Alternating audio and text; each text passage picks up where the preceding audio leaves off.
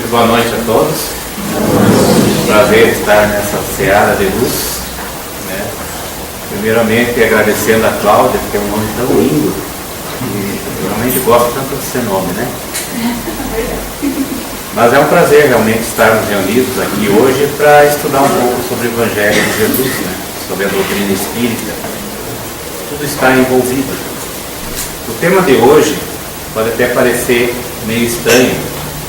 Nos tempos atuais, em que a gente vê tanta dificuldade, tanta guerra, tanta briga, seja fora do lar, dentro do lar, tantas famílias destruídas, tantos irmãos se degladiando por posses materiais, por orgulho, por egoísmo, que a gente fica falando, mas evolução pelo amor? Como que é isso, evolução por amor?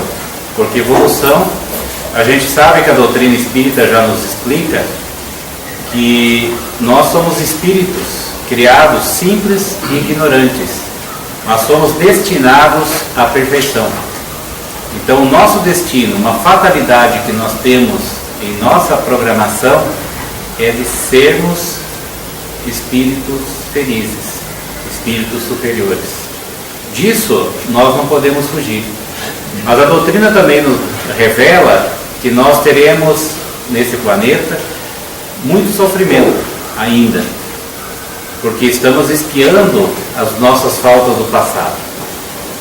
Então, quando eu coloco esse tema evolução pelo amor, pode parecer estranho, mas para que a gente possa compreender, nós precisamos pontuar algumas coisas tiradas dos evangelhos, tiradas do livro dos Espíritos, para que a gente possa então entender o porquê a evolução é pelo amor. Primeiramente, Jesus também nos falava sobre a questão evolutiva. Tem uma parábola da espiga, né? Não é a de milho, é a de trigo, né? Que nos fala assim, que o reino de Deus é como um homem que joga a semente na terra. Quer ele esteja acordado, quer esteja dormindo, ela brota e cresce, sem ele saber como isso acontece. E a própria terra, é a própria terra que dá o seu fruto. Primeiro aparece a planta, depois a espiga, e mais tarde os grãos que enchem a espiga. Quando as espigas ficam maduras, o homem começa a cortá-las com a foice, pois chegou o tempo da colheita. Essa é uma passagem de Jesus que está em Marcos capítulo 4.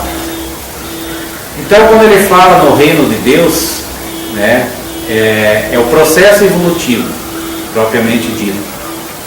Porque a gente tem que lembrar que Jesus falava por parábolas, porque a gente não tinha condição de compreender o que ele queria dizer. Porque nós, naquela época, éramos espiritualmente espíritos ainda na infância nossa. A nossa questão moral, intelectual, muito ainda primitiva. Então ele contava historinhas para nós, que são as parábolas, mas todas elas tinham um fundo moral. E essa não deixa de ser diferente, né? Então o reino de Deus nessa história é o processo evolutivo. O homem é o ser espiritual, quer dizer, somos nós, né? Propriamente dito, espíritos. A semente é a essência divina. E a terra somos nós e nossas diversas reencarnações. Então são interpretações que muitos estudiosos conseguiram trazer para a gente, que são profundos conhecedores do Evangelho de Jesus, né? E também de muita significância dos termos naquela época. Ele fala no segundo parágrafo, quer esteja acordado, quer esteja dormindo, ele brota e cresce, né? Então são as fases do processo evolutivo. O nosso processo evolutivo, ele tem fases anteriores à fase hominal, que é a fase do homem, como nós conhecemos. Nós não vamos entrar em detalhes aqui, porque isso delongaria um grande tempo para que a gente pudesse entender. Mas são fases em que a gente está meio que adormecido. Só que o progresso, ele vai acontecendo independente disso. Ele acontece, quer a gente queira ou não. Por isso que ele fala, sem ele saber como isso acontece. Enfim, quando a gente chega então, quando nós chegamos na parte do hominal, nós já começamos a ter a capacidade de entender melhor as coisas. E mesmo na fase hominal ainda tem aquela fase bem primitiva, né, em que nós temos dificuldades ainda. Mas vai florescendo. Então nós somos como essa plantação, nós vamos florescendo ao pouco, sem consciência, sem saber direito o que está acontecendo, mas o processo evolutivo ele se realiza. E ela fala a própria terra dá o seu fruto. Primeiro aparece a planta, depois a espiga e mais tarde os grãos que enchem a espiga. Então são os diversos processos em que a gente somos seres ainda primitivos, vamos evoluindo, vamos melhorando, vamos crescendo, até que a gente chegue numa vivência de Deus. A nossa consciência está plenamente desperta, consegue compreender tudo que se processa no mundo, e nós temos em nós a vivência dessas leis de Deus que se encontram em nossa consciência. Então já somos nesse período, quando os grãos que enchem a espiga, que é justamente o ponto final, né, da plantação. Então o que se deseja daquela espiga, daquela semente que é plantada, que ela floresça e chegue aos grãos, que é o ponto final, né, culminante, com o posterior amadurecimento. Então aí nós já estamos despertos, já estamos vivenciando as leis de Deus. E as espigas maduras são a vivência plena do amor, doando-se aos irmãos que necessitam. E por quê? Porque quando nós chegamos num ponto evolutivo em que somos já espíritos de luz, espíritos superiores, nós não vamos ficar em eterna contemplação. Isso seria uma perda de tempo. Aqueles que imaginam que nós vamos descansar quando ir para o plano espiritual, não é bem assim que a coisa acontece. Lá tem muito trabalho, lógico que não é um trabalho físico como aqui na Terra, mas o trabalho de auxílio aos irmãos, assim que a gente tiver logicamente um nível evolutivo, estiver reequilibrado, mas é de auxílio aos irmãos necessitados, parentes, entes queridos, amigos, ou independente dessa ligação familiar, ajudar aqueles que ficaram para trás no caminho. Então os espíritos, quando chegam no patamar X, eles trabalham, eles não têm problema de cansaço, eles não precisam da alimentação terrena que a gente tem, e eles trabalham constantemente, e trabalham para fazer o bem. Eles não querem nada em troca, eles não são pagos para isso. Eles fazem o bem porque é para isso que eles nasceram, para fazer o bem. E aí, então, por isso que ele fala, as espigas ficam maduras, o homem começa a cortá-las com a foice. Quem que é o homem nessa história? Seria o próprio Deus, né? Que a gente se alinha às leis divinas e nós vamos, dali para diante, nós vamos ajudar a plantar novas sementes. Ajudar que essas sementes evoluam até chegar no patamar que nós chegamos. E assim se funciona de uma maneira sintética, né, todo o processo evolutivo humano, espiritual, vamos dizer assim. Agora, por que a situação na Terra acontece desse jeito? Primeiro, nós precisamos entender que existem dois tipos de progresso. Nós temos o progresso intelectual e o progresso moral. Na questão 780, no livro dos Espíritos, ele nos pergunta se o moral acompanha sempre o intelectual. E a resposta decorre desse, mas nem sempre o segue imediatamente. Então, eles deveriam, o ideal é que deveriam junto. Só que o intelectual ele começa antes. Por quê? Justamente o que fala na pergunta, subitem A, da mesma questão. Como pode o progresso intelectual engendrar o progresso moral? Isso aí, gerar, né, o progresso moral. Fazendo compreensíveis o bem e o mal. Porque na realidade, nós temos que compreender a questão do bem e do mal para que nós possamos desenvolver a moral dentro do nosso ser. algumas questões do passado que eram consideradas corretas, hoje, pela explicação do Evangelho de Jesus e da doutrina espírita, nós sabemos que não é. Por exemplo, a famosa lei de Talião, né, que Moisés aplicou no seu povo há 3.500 anos aproximadamente atrás. Que era aquela história do olho por olho, dente por dente, que é uma lei de um rei mais antigo ainda, né, chamado Talião, e que ele aplicava essa lei.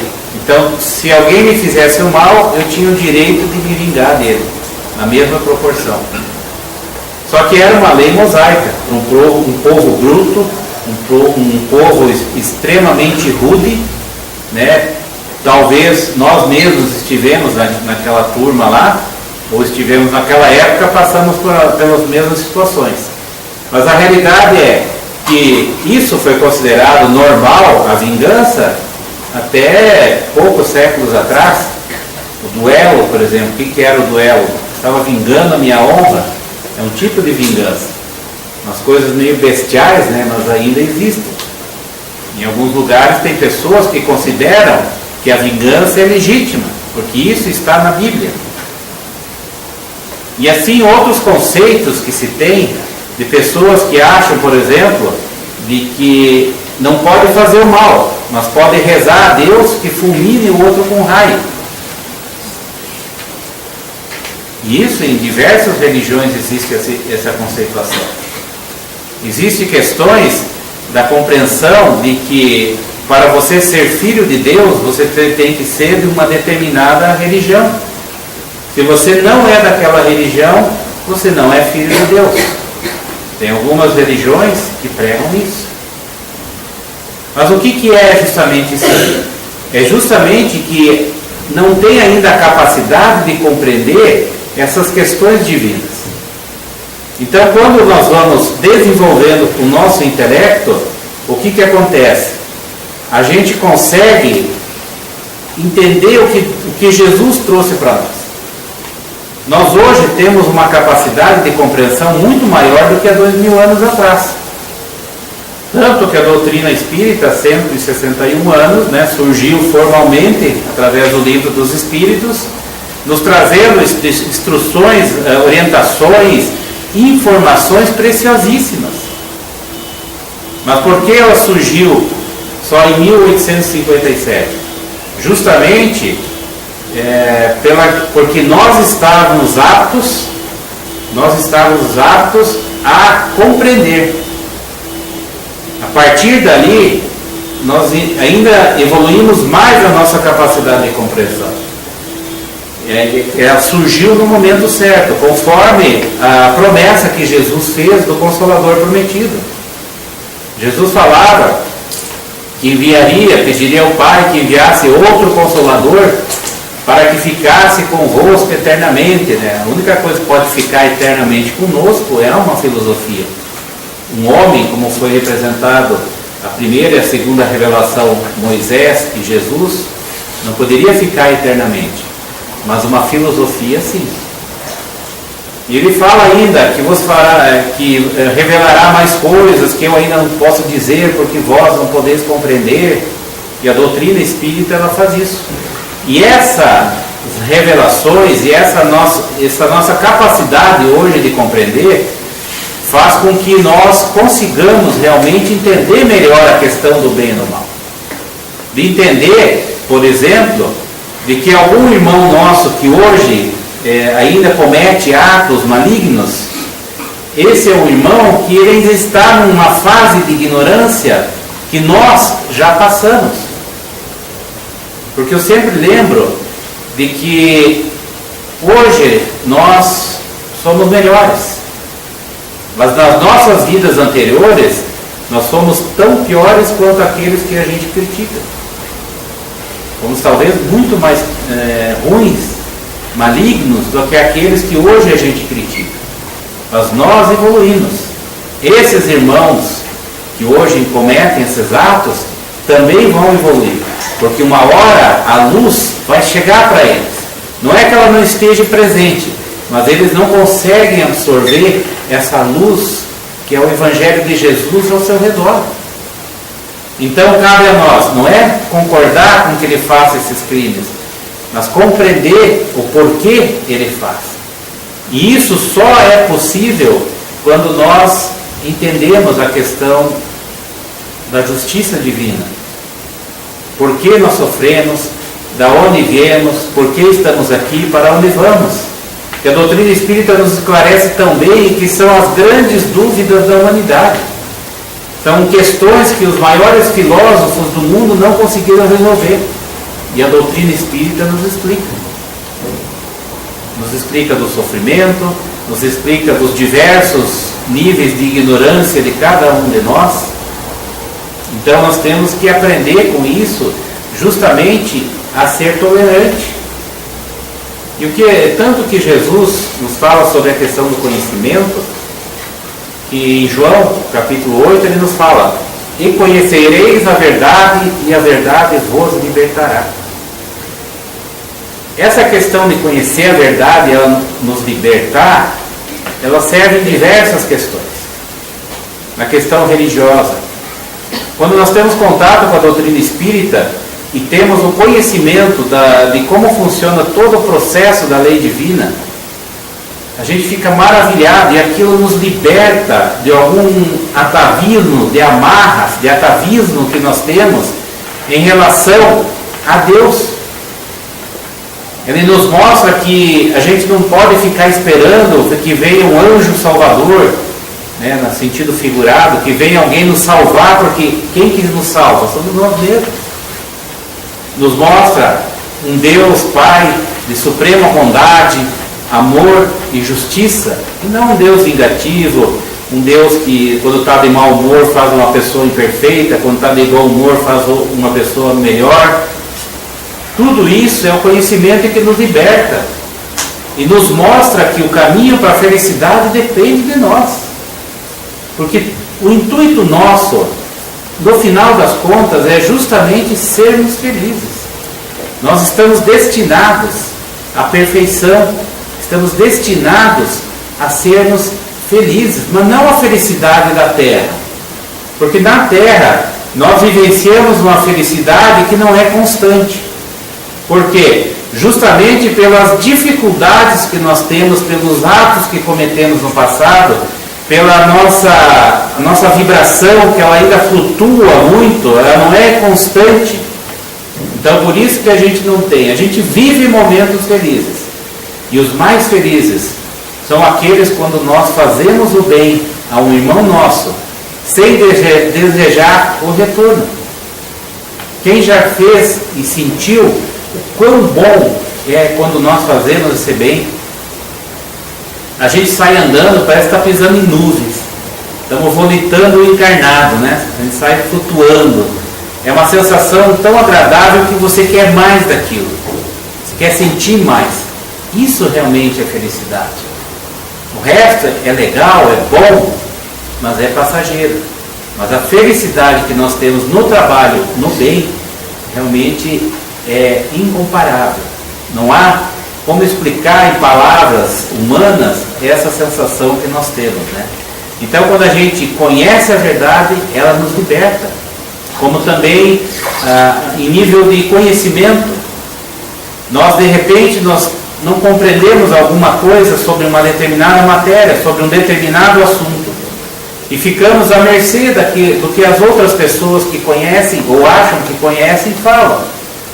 Mas quando a gente estuda, quando a gente conhece sobre aquele assunto, o que acontece? Você se sente bem. Por quê? Porque quando as pessoas vêm te falar, você tem uma base para ver se aquela pessoa está falando da maneira correta. Para ver se aquela pessoa, se ela está realmente dizendo algo coerente. Mas por quê? Porque você agora também tem o conhecimento. E ele nos liberta então. Então o conhecimento ele é extremamente poderoso em nos trazer uma nova noção de vida, um novo patamar de visão do mundo. As pessoas que conseguem estudar, não estou criticando quem não estudaram, mas abre-se umas janelas a mais na sua visão de mundo. Isso é uma realidade que quem passou por isso sabe. Eu vim de uma cidade muito pequena, no Rio Grande, e fui para uma cidade grande. e estudei, e aquilo abriu minha visão de mundo. Não, falando de uma maneira material, mas abriu minha visão de mundo. Então, fazendo a comparação do lado espiritual, acontece a mesma coisa. Então, esse conhecimento que a doutrina espírita nos traz, que o Evangelho de Jesus nos traz, ele é fundamental nessa nossa caminhada. Porque a partir daí, a gente sendo conhecedor das verdades, nós vamos só progredir e vamos nos libertar de todos esses atavismos que tem, essas amarras de conceitos errôneos do passado. Mas só realmente através do estudo. Muito bem, mas como a situação hoje está complicada, o que acontece para que isso esteja acontecendo? Qual é o problema que tem? Na questão 785, ele pergunta qual o maior obstáculo ao progresso. Nossos velhos amigos, o orgulho, o egoísmo. Refiro-me ao progresso moral, porquanto o intelectual se efetua sempre. Intelectual, orgulhoso ou não, egoísta ou não, eu estudando eu vou evoluir. E mesmo o conhecimento que a gente vai adquirindo na vida, né, nas experiências da vida, o nosso intelectual sempre cresce. Mas o moral, o grande obstáculo que nós temos no moral é justamente o orgulho e o egoísmo. Por quê? Porque as pessoas, quando são extremamente orgulhosas, são necessariamente egoístas e querem tudo para si. Então, detêm o conhecimento para si, eles se acham superiores aos outros, tornam o povo muitas vezes massa de manobra, prendem muitas pessoas no seu redil através da ignorância, não proporciona estudo, porque esse estudo traria ao povo em geral uma capacidade de raciocínio, uma visão política, por exemplo, teria uma capacidade de uma análise política sobre o que acontece na nossa realidade. E o que aconteceria? A grande maioria dos nossos estimados políticos não se reelegeriam. É o que chama de curral eleitoral, né? Muito é feito através da falta da educação. Tanto que agora, como o progresso ele acontece independente do que podemos fazer, porque o homem não pode deter o progresso. Essa é uma lei divina, lei do progresso, que está no Livro dos Espíritos também. E essa lei do progresso, ela não pode ser detida. O progresso vai acontecer independente de cada um. Então, foi feito de tudo para reter esse progresso, para manterem o seu poder, para manterem o seu status e assim vai. Mas o progresso está ocorrendo. As pessoas deram um jeito de estudar daqui, dali, se esforçaram, pais se dedicaram para que seus filhos pudessem estudar. E está formando então uma nova consciência. Mas o fato é que o orgulhoso e o egoísta que não tem amor, ele se torna prepotente.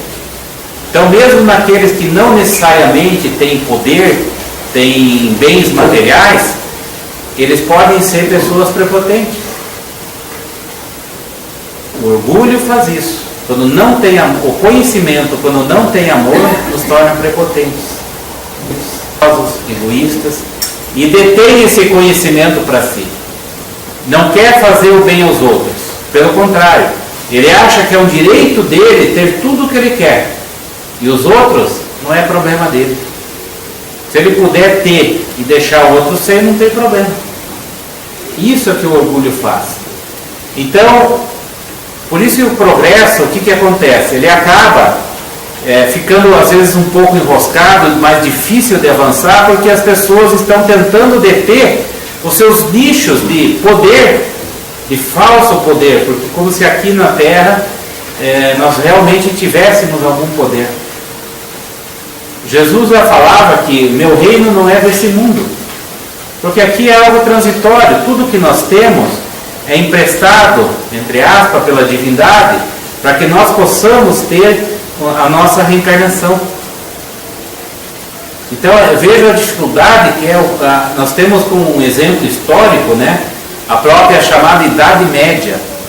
Quem lembra das aulas de história sobre a Idade Média, Foram as épocas de trevas, em que se juntou os próprios ricos e poderosos, se juntou com a igreja e transformaram realmente aquilo que deveria ser uma exaltação do amor, que é o que o Jesus trouxe para nós, transformaram numa exaltação ao terror.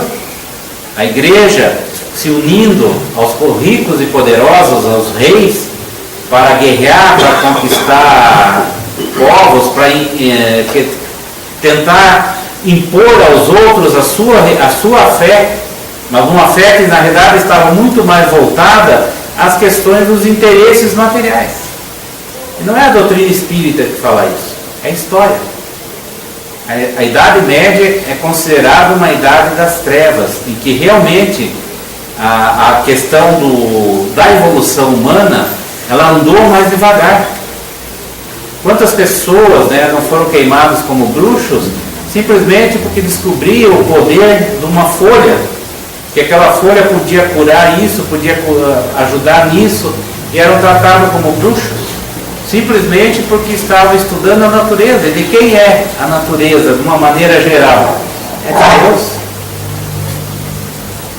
Aquelas histórias que a gente conhece de pé de galinha, unha de não sei o que, asa de morcego, né? Isso aí é historinha, é contos de fada. Isso não existe. O que existe na realidade são as propriedades medicinais das plantas e outras questões que a gente tem no mundo, muitas que estão sendo conhecidas agora, são propriedades naturais que a física, a química explica. Não é agora. A bruxaria em si não existe. Existem pessoas que procuram, com poder, com a sua capacidade mental, tentar influenciar outras pessoas. Nada mais do que isso. Mas, não vamos fugir do assunto. O fato, então, o que nós podemos fazer? Qual que é o contraponto do orgulho e do egoísmo? Veja o que nos diz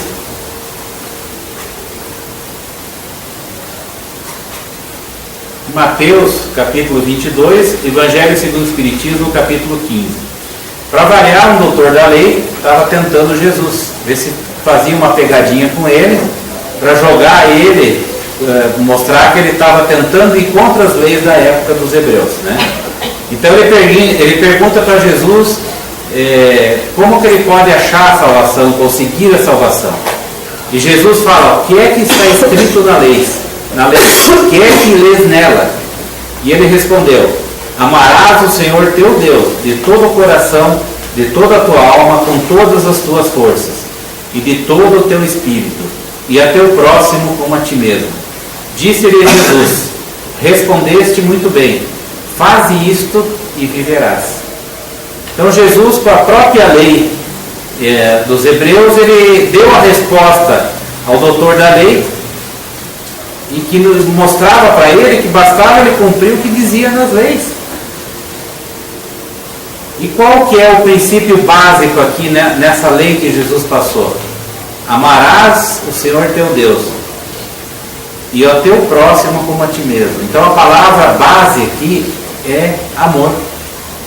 O amor, ele é o contraponto, é aquele que derruba todo orgulho, todo egoísmo.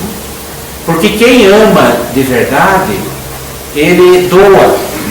Ele não pensa realmente em si primeiramente, ele pensa naqueles que ele ama. Quem ama não tem orgulho, não tem egoísmo. Logicamente, nós estamos numa fase em que nós estamos vivenciando alguns tipos de amores. Não é o amor que Jesus nos trouxe. O amor que Jesus nos trouxe é um amor extremamente sublime. É aquele amor sem mácula, que ele não tem, ele ama a todos indistintamente de laços familiares, indistintamente de conhecer ou não. Ele ama indistintamente daquilo que aquela pessoa possa ter feito. Quem hoje consegue amar a pessoa que de repente tenha aprontado, feito alguma coisa que nos prejudicou, que nos decepcionou? Quem consegue realmente amar? No círculo familiar a gente consegue ainda exercitar, né? O perdão consegue, e é extremamente importante. Mas via de regra, com aqueles que não são muito chegados conosco, nós não temos a mesma complacência. Então o nosso amor é ainda muito restrito àqueles que nos são muito próximos. Mas o amor verdadeiro que Jesus exemplificou, ele é muito mais relevante do que os diversos tipos de amores que nós temos na Terra. São importantes o relacionamento homem e mulher, pais e filhos, parentes, com amigos, são extremamente importantes.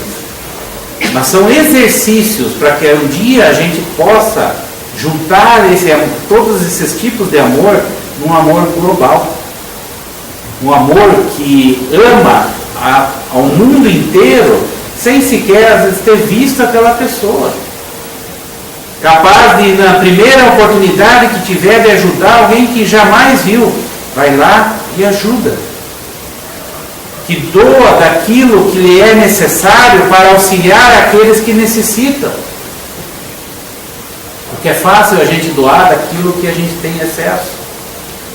Para quem não é tão orgulhoso é fácil.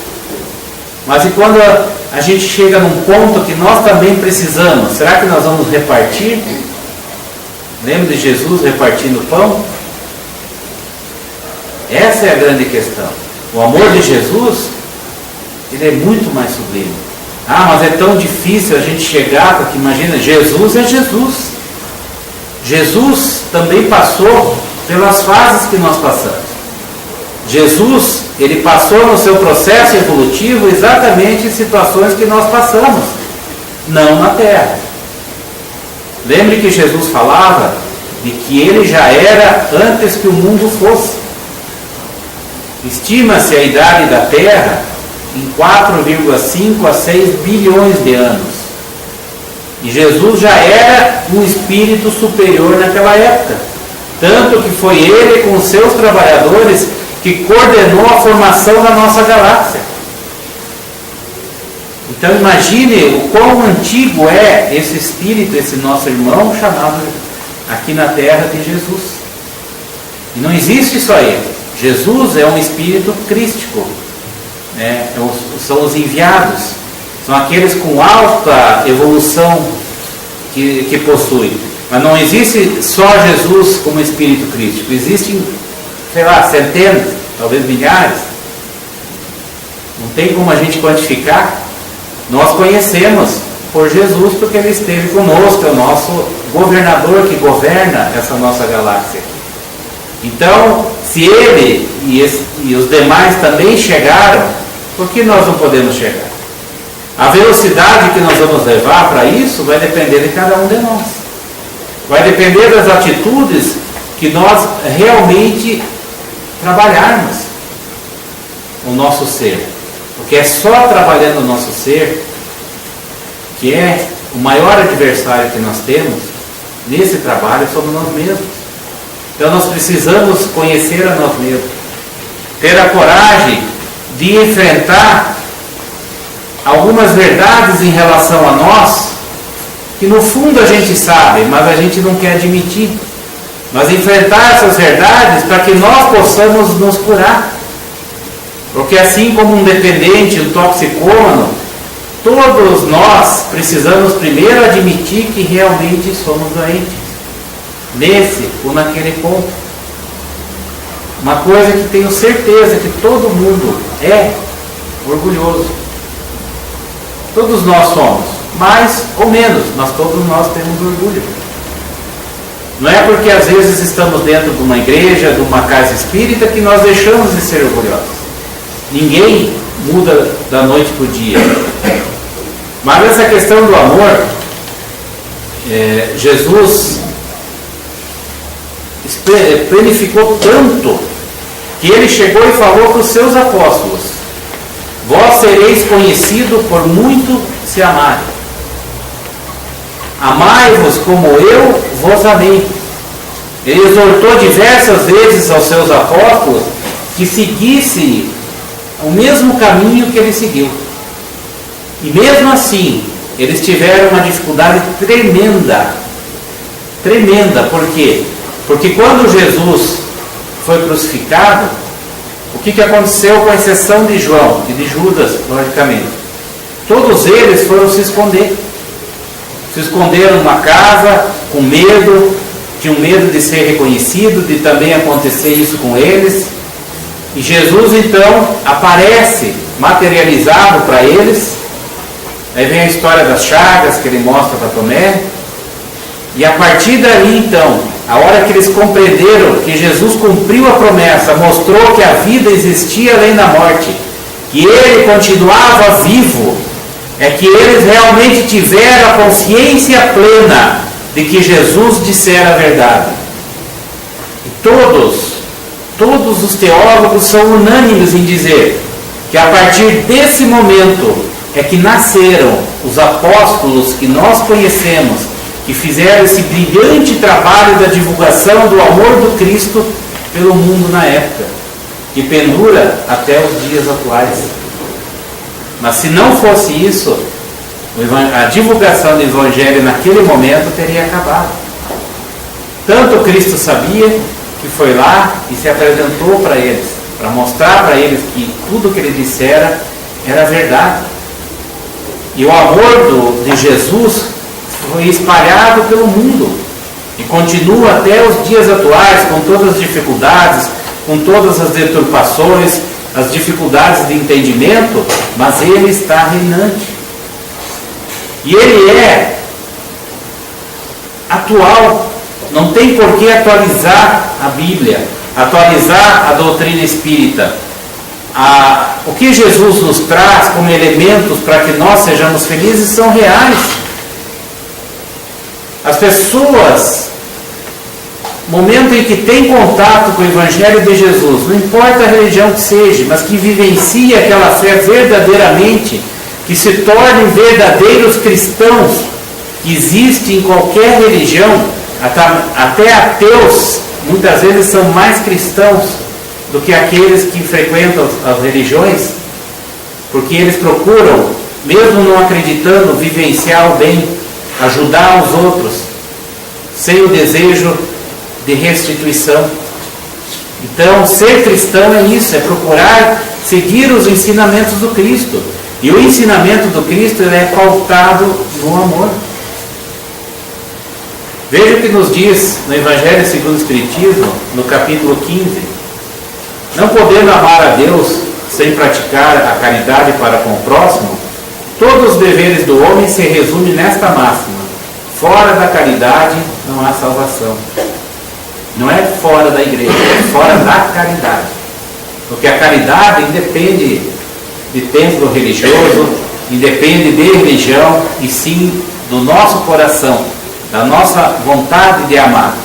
E o amor, porque a caridade, ela reúne todos os bons sentimentos, as boas virtudes que nós temos.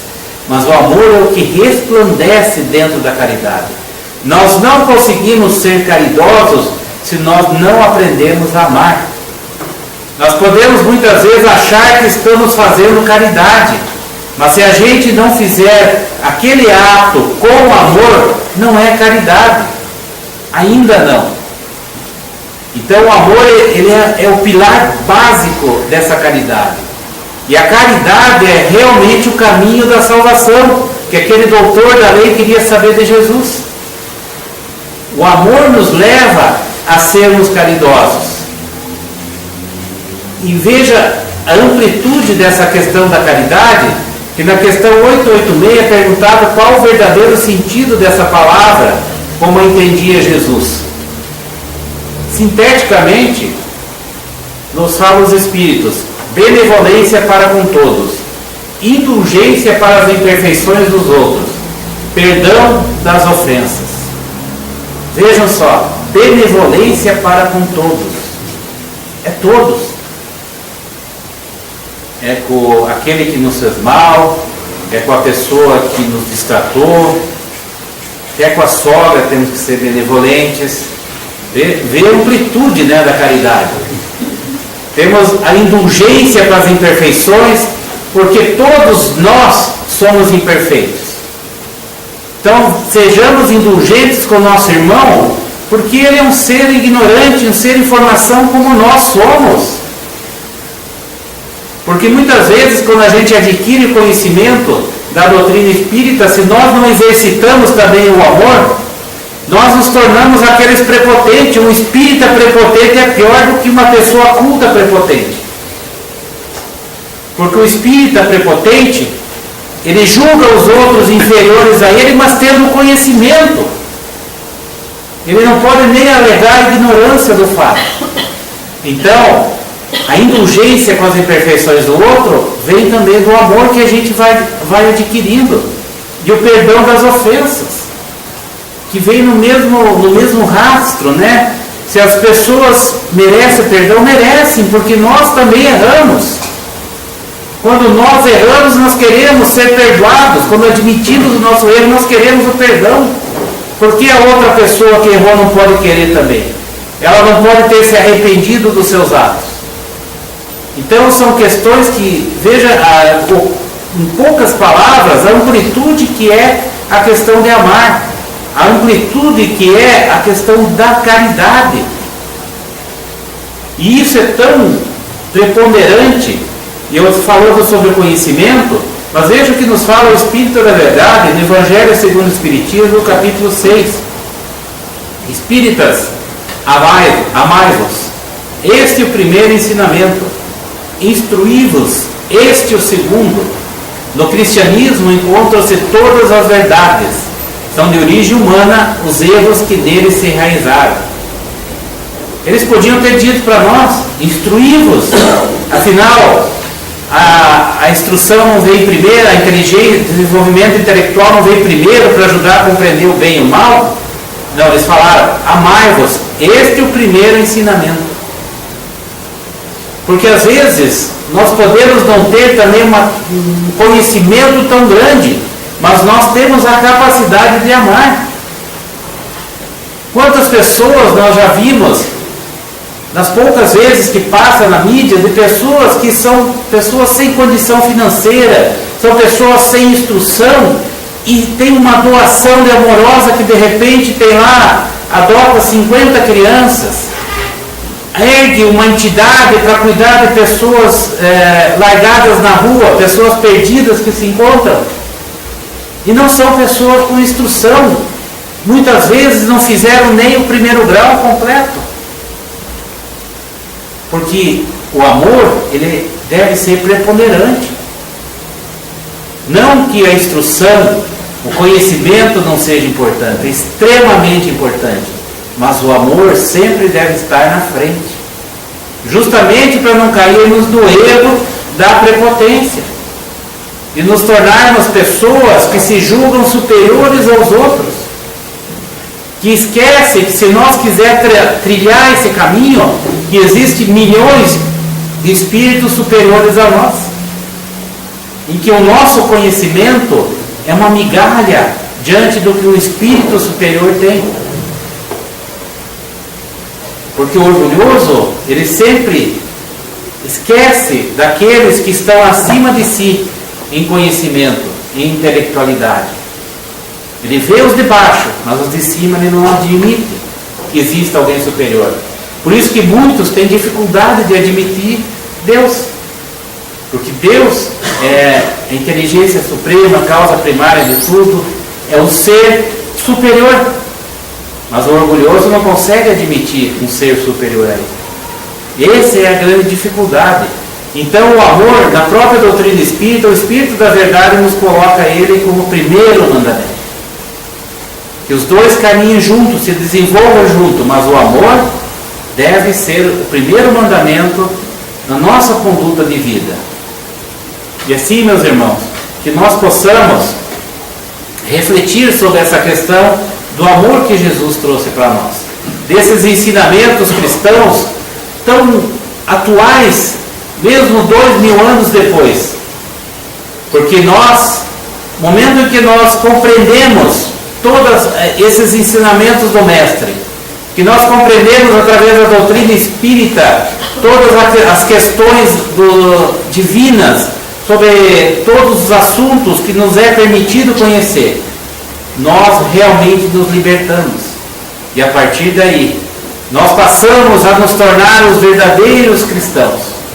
Aquelas pessoas que amam sem exigir retribuição. Aquelas pessoas que amam simplesmente por amar, que fazem o bem simplesmente por fazer o bem. E nós nos sentiremos cada vez mais próximos do Pai. E quanto mais nos aproximamos desse nosso Pai, de suprema bondade, amor e justiça, mais felizes nós nos sentimos. E nós temos a certeza absoluta de que mesmo nas tormentas mais ruidosas, nas noites mais escuras, Jesus com seus trabalhadores está ao nosso lado, com a sua luz iluminando o nosso caminho.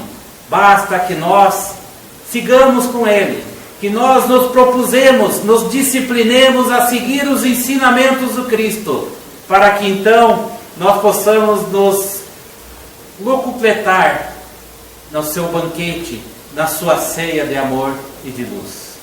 Obrigado e muita paz a todos.